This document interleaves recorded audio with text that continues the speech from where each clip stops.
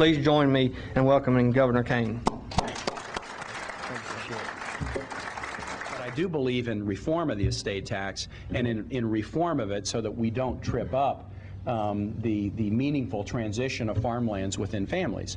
So whether you look at thresholds or whether you look at some sort of safe harbor for the passage of real estate, especially that's in working farm or forest, I'm very open to those kinds of reforms. Please join me in welcoming Governor Allen. I don't think death ought to be a taxable event. The sale of an asset ought to be the taxable event.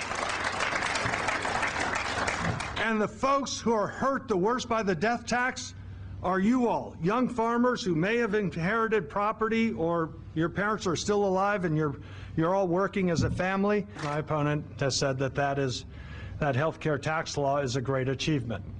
I want to be the 51st vote to repeal it.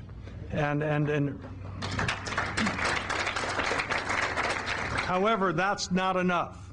I think it's more important to say what you're for. Yes, I'm opposed to it. There is one provision in it that I think should be reinstated, and that is allowing children to stay on until age 26 on a parent's policy. 20 million American seniors on Medicare are getting free preventive care because of the Affordable Care Act, and reduced price prescription drugs because of the Affordable Care Act.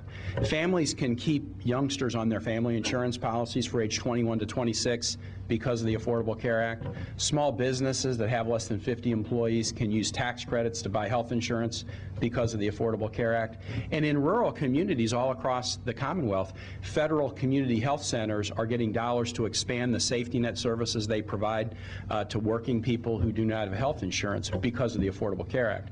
So I would not repeal it. I would absolutely not repeal it. I don't want to give insurance companies the ability to use the club of pre-existing condition to beat people over the head who've been sick. You know,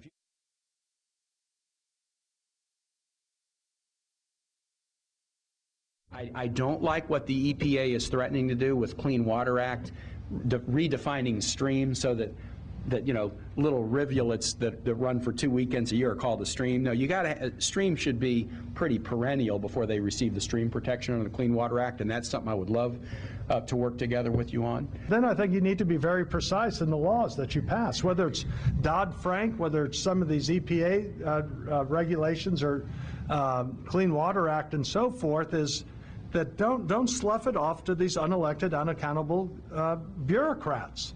I think we need to have in Washington a government that is much more efficient, effective, and accountable.